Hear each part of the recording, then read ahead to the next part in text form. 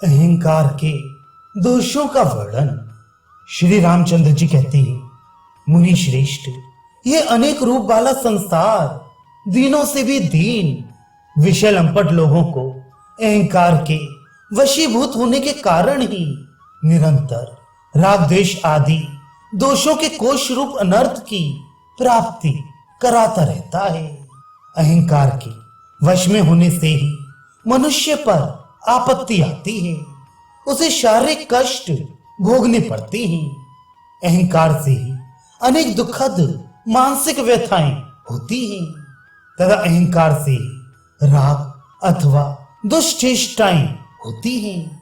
जैसे बहेलिये के द्वारा मृगों को पकड़ने के लिए बहुत बड़ा जाल बिछाया जाता है, उसी प्रकार अहंकार रूपी दोष के कारण संसार रूपी अंधेरी रात में जीवों के मन को मोहित करने वाली विशाल माया बिछी हुई है। अहंकार शांति रूपी चंद्रमा को निगलने के लिए राहु का मुख है। पुण्य रूपी कमलों का विनाश करने के लिए हिम रूप वज्र है और सब भूतों में समदर्शिता रूपी मेघ का विध्वंस करने के लिए शरद ऋतु है। ऐसे अहंकार का मैं त्याग करता हूं। ना मैं अमुक नाम वाला हूं, न विषयों में मेरी रुचि है और न मन ही मेरा है। मैं शांत होकर मन को जीतने वाले महात्मा पुरुष की भांति अपने आप में ही स्थित रहना चाहता हूं। ब्राह्मण, यदि अहंकार रहता है तो आपत्ति काल में मुझे दुख होता है, और यदि नहीं रहता तो मैं निरंतर सुख का अनुभव करता हूं। इसलिए अहंकार रहित होना ही श्रेष्ठ है। मुनि, मैं अहंकार का त्याग करके शांत चित्त हो उद्वेग शून्य होकर बैठा रहता हूं, क्योंकि भोगों के समूह का आधार ही क्षण भंगुर है। इस देह रूपी विशाल वन में जो घनीभूत अहंकार रूपी मोटा ताजा सिंह है, उसी ने इस जगत का विस्तार किया है, इसे अपनी क्रीड़ा स्थली बनाया है।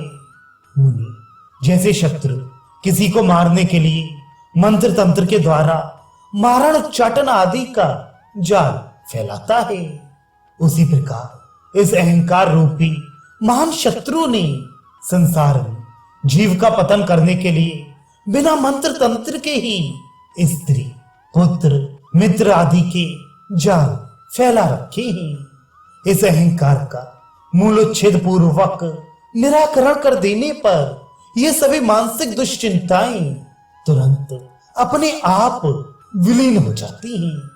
अहंकार रूपी बादल के फट जाने पर शांति का विनाश करने वाला एवं हृदयाकाश में छाया हुआ महान मोह रूपी कुहासा धीरे धीरे न जाने कहां विलीन हो जाता है। महानुभाव मुनीश्वर, जो संपूर्ण आपत्तियों का घर, शांति आदि उत्तम गुणों से रहित तथा हृदय के भीतर निवास करने वाला है, उस अनित्य अहंकार का मैं आश्रय लेना नहीं चाहता, उसके अधीन होना नहीं चाहता। अपनी सुदृढ़ विवेक के द्वारा मैं अच्छी तरह समझ गया हूं कि यह अहंकार नामक वस्तु सब ओर से अतिशय दुख रूप ही है। अतः अब मेरे लिए जो कुछ भी कर्तव्य शेष रह गया हो, उसे बताते हुए आप मुझे अध्यात्म विषयक उपदेश दीजिए।